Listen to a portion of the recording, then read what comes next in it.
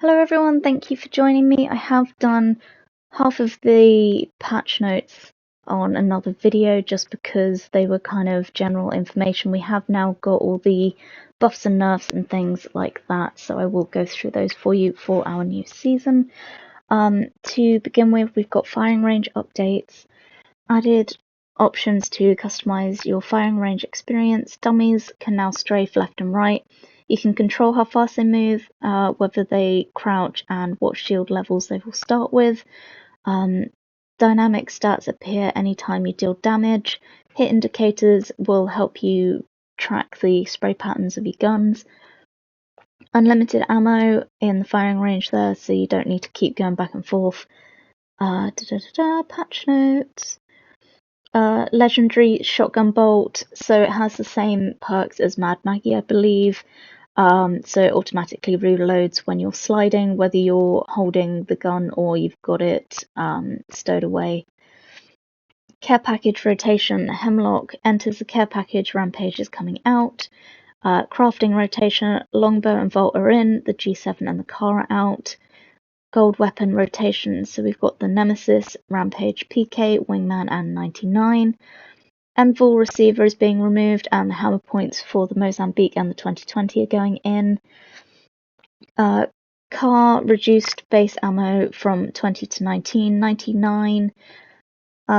Increased damage from 11 to 12. Assault rifles, their hip fire accuracy has been reduced. The 301 damage was reduced from 14 to 13. Hemlock, obviously it's care package weapon now, so increased from 20 to 23 on the damage, and the headshot multiplier from 1.75 to 1.8. Not that I know how much that's going to really change anything. Improved recoil, integrated booster hop up, the Mastiff spread pattern adjusted to be tighter, added tactical stocks, increased the projectile size at close range. The PK also has the tactical stocks and increased at close range projectile size. Rampage is now on the floor, so we've got the reduced damage from 28 to 26, no longer auto energizes when picking it up. Energy decay is slower when not firing. Legends, so we've got Seer. Their audio from Seer's passive is now more audible to enemy players. Activation is now delayed to match Ray's animation of weapon or unarmed. Lock-on indication will now only show on heartbeat Candice of target. Their tactical no longer shows full body scan on scanned targets.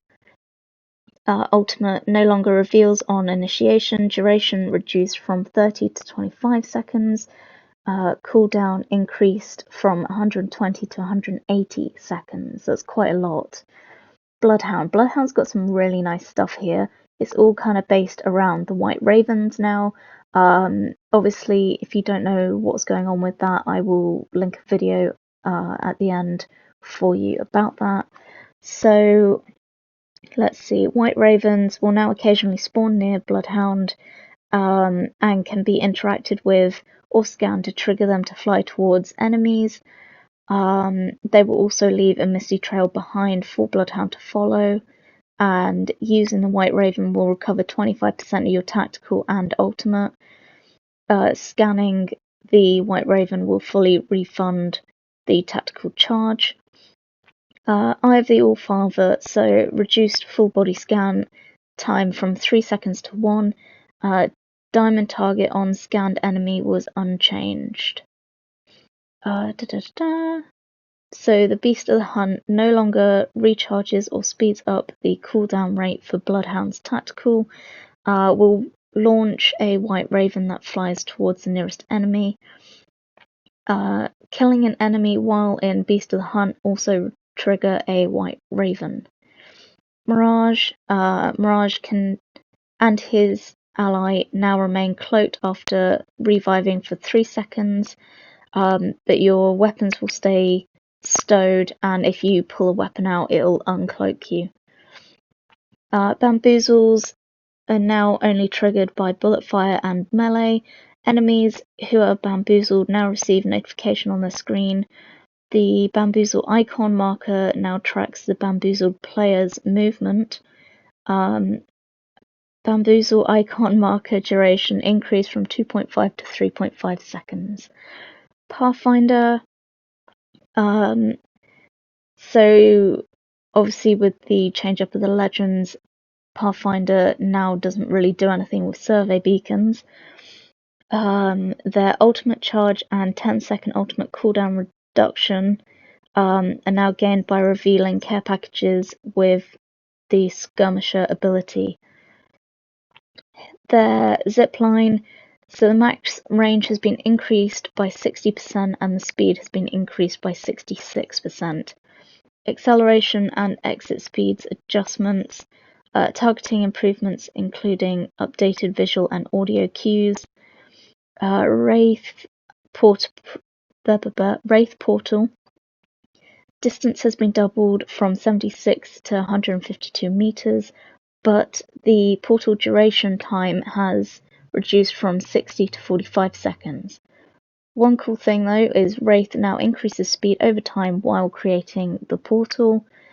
Horizon, increased weapon spread in the gravity lift, and vertical speed has been increased by 10% in the gravity lift. Lifeline, reduced the slow penalty on lifeline when initiating a revive.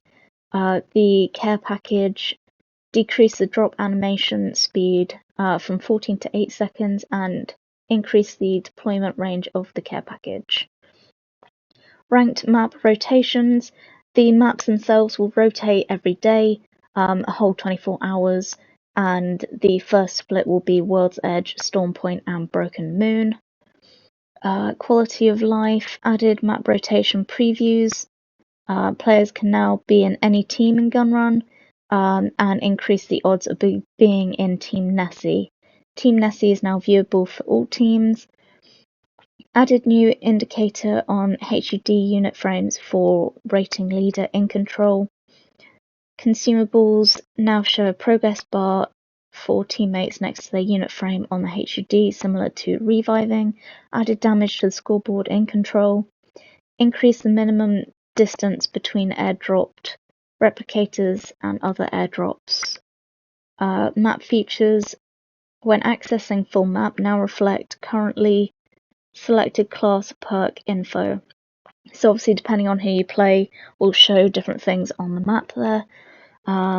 Additionally, the hot zone map feature description is removed from the full map while the hot zone is hidden from the map. When in firing range, players now regain full health and shields when they reselect their legend. I think that's instead of like keeling over and dying like you did before. Added ability to ping for an optic even if the optic attachment slot is filled.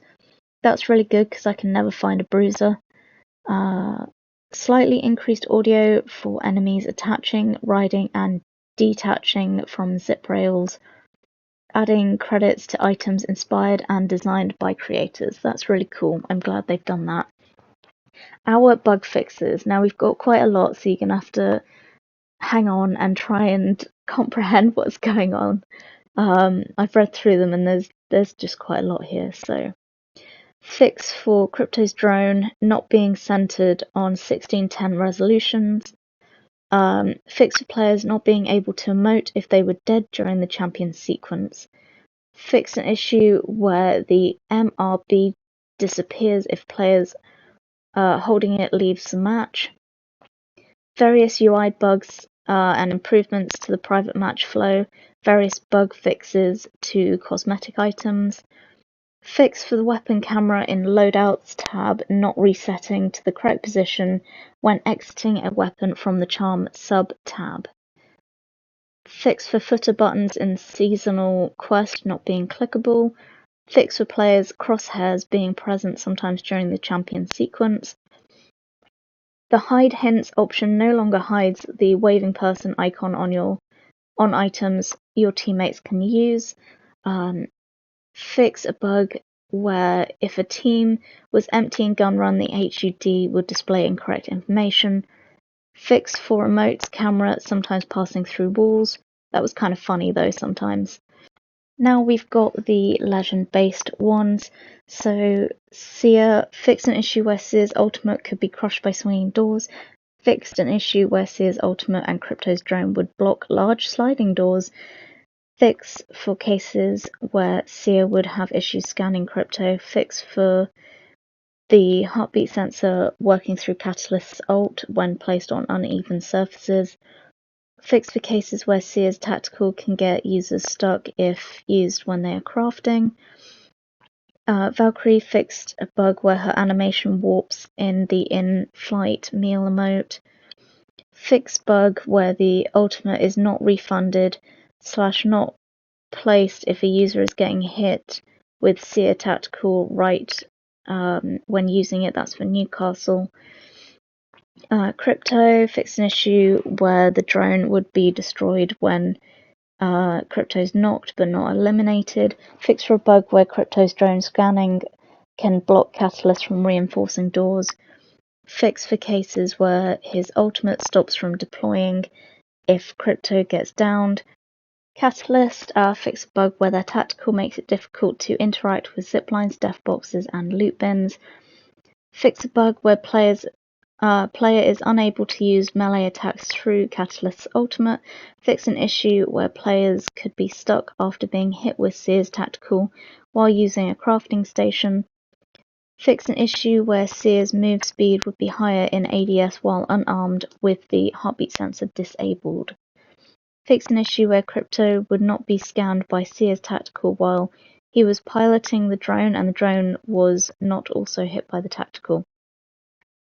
Vantage reduced the number of accidental tactical activations on controller when pulling out or putting away the ultimate. Increased visibility of sniper mark by adding on-screen prompt.